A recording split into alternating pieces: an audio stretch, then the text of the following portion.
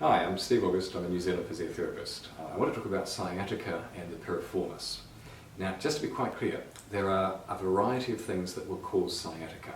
All sciatica means is that there's pressure somewhere on the sciatic nerve, and it sends, essentially, think of it as sending the pain from the nerve down the back of the thigh, the back of the knee, down the calf, to the foot if it's bad enough. So it's a bit like someone standing on a hose. Now, usually that pressure happens in the back. You can have a torn disc or a bulging disc, or you can close down the holes where the sciatic nerve runs out of the spine, and all of those things will essentially trigger sciatica, and it's blooming painful. I've had it myself. Now, one of the things that will also cause that is the piriformis muscle putting pressure on the sciatic nerve after it's left the spine and deep in the center of the backside.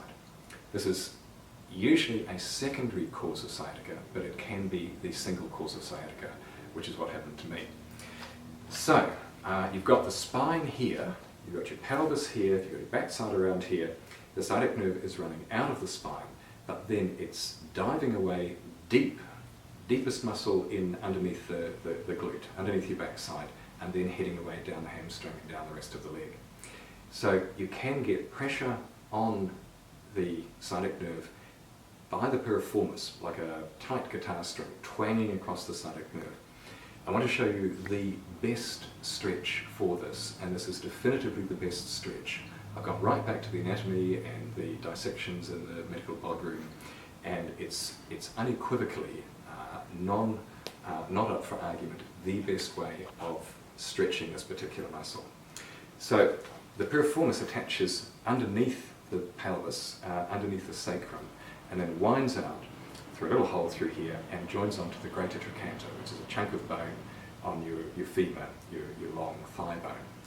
Now, all you have to do is look at the skeletons or look at the dissections and work out how you can maximally stretch out the muscle between those 2 points, between where it's anchored onto the inside of the sacrum and attached to the greater trochanter on the hip. And when you do that, it's completely clear and not up for dispute. So there are 2 stretches I'm going to show you in a minute. The last comment I wanted to make is that this particular problem is very, very frequently a secondary problem after someone's had back surgery. It's a bit of a surgical cliche. Somebody does their back badly, tears the disc, closes down the holes too much where the nerve is coming out, and surgeons go in and do their thing, which is great, and usually it's a perfectly fine operation. But surgeons are surgeons and do surgery, so what they do is their bit, and they don't tend to be very good at looking at the wider picture. What I find, and have found frequently over treating patients over the last 30 years, is that so many of these patients come and see me years later, they've still got the sciatica, but you ask them where the sciatica starts from, can they put their finger on it, and they put it slap bang in the middle of the buttock. They don't point to the low back. What's happened is this. The problem has originally been in the low back, absolutely. Blown disc, sending sciatica from there, and the surgeon has then gone in and sorted it out pretty reasonably. However, it's taken months, if not years, before they actually got the surgery, and while they've had that sciatica from the back, they've been walking around.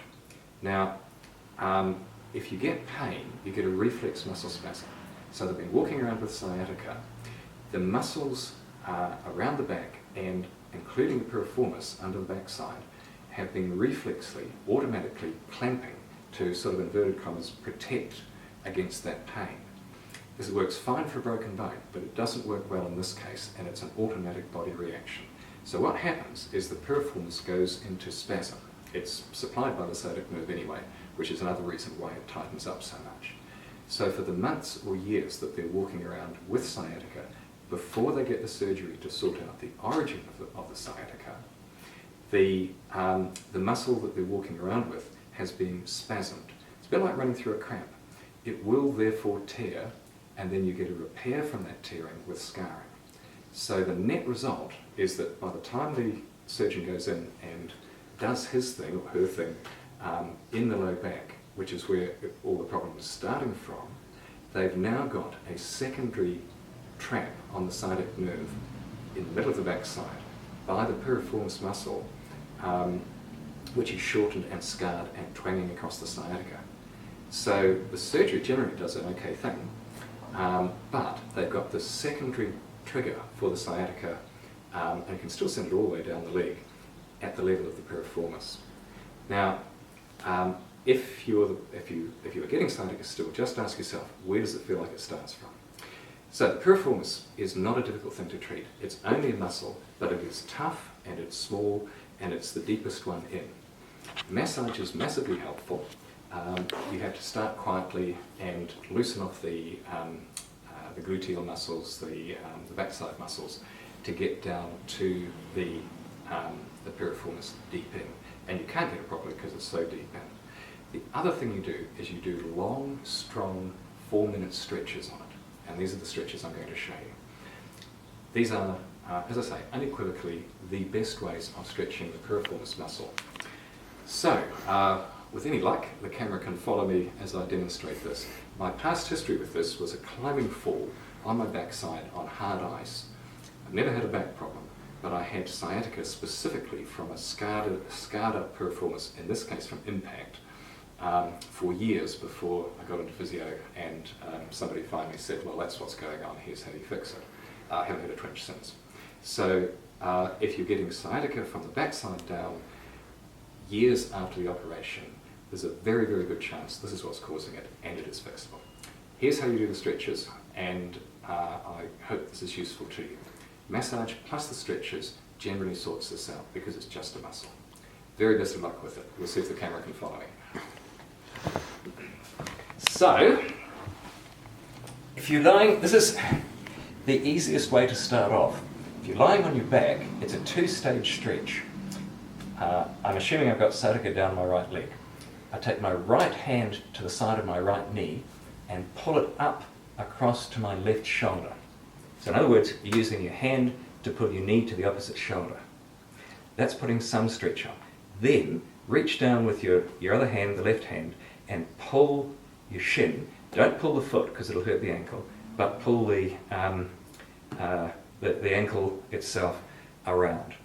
Now that's doing a thorough piriformis stretch. It's actually quite hard work, and if you're starting off with this, if you can get somebody to put a bit of extra pressure on by leaning over you, that helps. And you hold that for about 4 minutes. Now, if things are really tight, this is the best you'll be able to do. Normally I say to my patients, hold this for about 4 minutes, do it once or twice a day. It'll take weeks. If it's been there for years, it's tough stuff, it takes time to stretch. It's a bit like yoga. You do a full 4-minute stretch and it will loosen off. Then, once things loosen up a bit, you can get more leverage yourself like this. So if you roll on your front, this is the same stretch using my upper body weight to help me, but it needs to be a bit looser before you can get into this position. So what you're doing is basically the same, keeping your back reasonably straight, other leg behind you, knees bent up again, 90 degrees with your knee to your lower leg. Then simply roll your upper body over so that your chest is coming down on the knee. Again, this is the maximal stretch for the piriformis. So you're holding it like that for about 4 minutes. You can do this over a table or over a very, very firm bed, or a physiotherapy plinth is perfect as well. And again, you're holding it for about 4 minutes. Just take it quietly. It's only a stretch. You can't crash through and fix it in one go. Give it time and it will stretch out further. Think of it like yoga. And if you've got sciatica, boy does it feel good. I hope that's useful. Just wanted to put the whole thing in perspective. But this is how we'd see it in New Zealand, and we find it works really well. Very best of luck. Ciao.